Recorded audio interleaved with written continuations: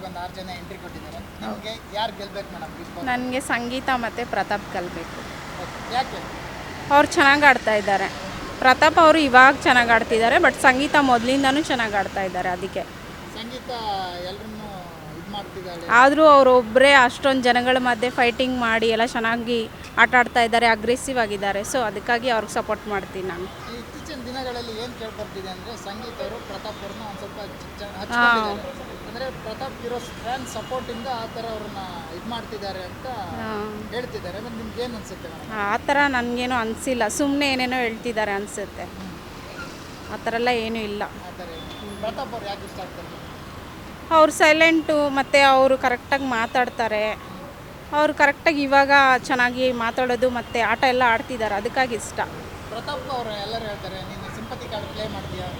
ಆ ಥರ ಇಲ್ಲ, ಒಬ್ಬೊಬ್ರು ಹಾಗೆ ಇರ್ತಾರೆ. ಹಾಗಂತ ಅವ್ರು ಸಿಂಪತಿ ಇದ್ದಾರೆ ಅಂತ ಹೇಗೆ ಹೇಳೋಕ್ಕಾಗುತ್ತೆ? ಅದು ಅವ್ರವ್ರ ಕ್ಯಾರೆಕ್ಟ್ರು, ಅದಕ್ಕಂತ ಸಿಂಪತಿ ಅಂತ ಹೇಳೋದು ತಪ್ಪಾಗುತ್ತೆ.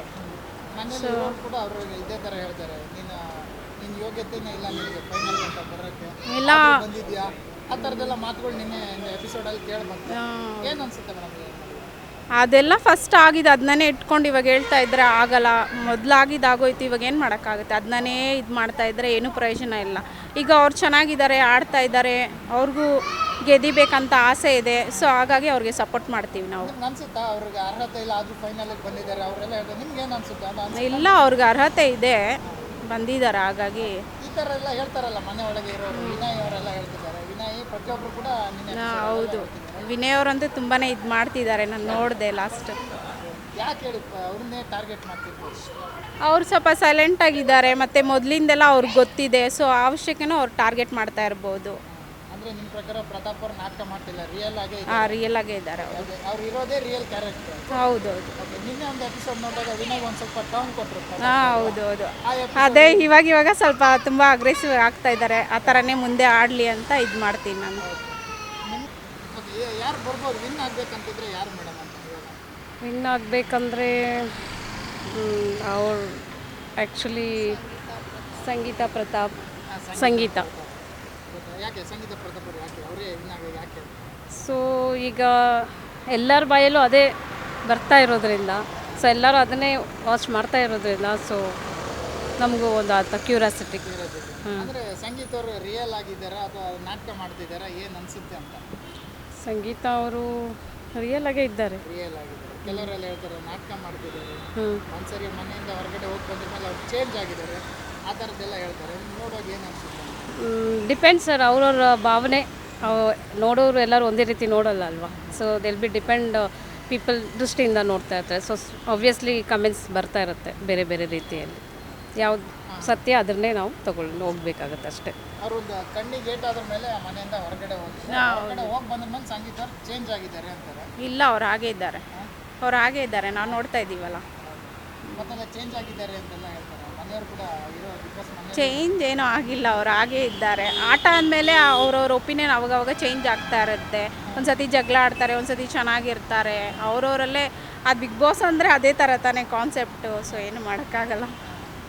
ತುಂಬ ಡಬಲ್ ಗೇಮ್ ಮಾಡ್ತಾರೆ ಅಂತೆಲ್ಲ. ಯಾಕಂದರೆ ಕಾರ್ತಿಕ್ ಅವ್ರ ಜೊತೆ ಚೆನ್ನಾಗಿದ್ದಿದ್ರು, ಆಮೇಲೆ ವಿನಯ್ ಅವ್ರ ಜೊತೆ ಅವ್ರ ಜೊತೆನೂ ಆಯಿತು, ತನಿಷ್ ಅವ್ರ ಜೊತೆ ಒಂದು ಸ್ವಲ್ಪ ಚೆನ್ನಾಗಿದ್ದಿದ್ರು, ಅವ್ರನ್ನೂ ಬಿಟ್ಟು ಬಂದಿದ್ದಾರೆ. ಇವಾಗ ಪ್ರತಾಪ್ ಅವ್ರ ಜೊತೆ ಸೇರ್ಕೊಂಡಿದ್ದಾರೆ.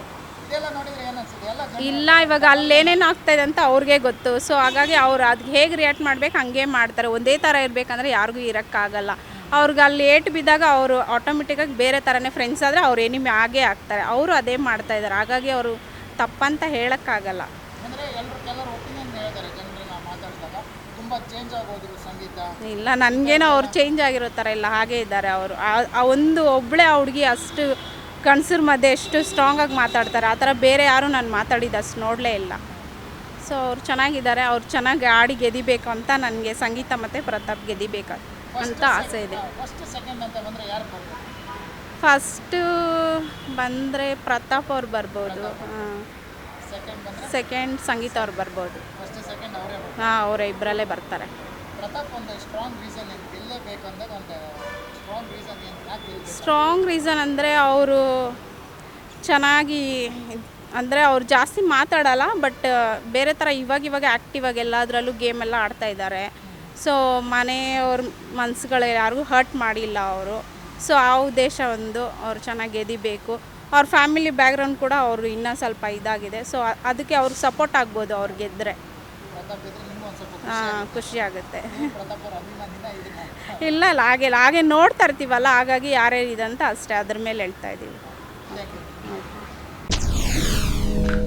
SS ಟಿವಿ ಸಿನಿಮಾ ಜಗತ್ತಿನ ಕ್ಷಣ ಕ್ಷಣದ ಸುದ್ದಿಯೊಂದಿಗೆ.